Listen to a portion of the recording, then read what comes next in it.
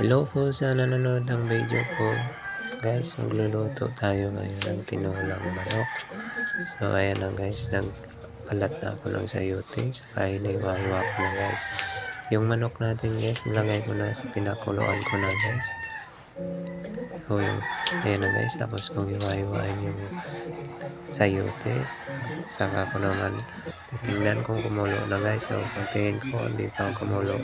Tinakpan ko muna guys, antayin kung kumulo. So, ayan na guys. Tinakpan ko muna. Tapos, tingin ko ulit. Kumulo na siya guys. So, kaya ayan.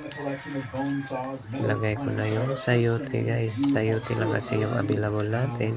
So, isang sayote na guys. Goods na for tinulang manok guys.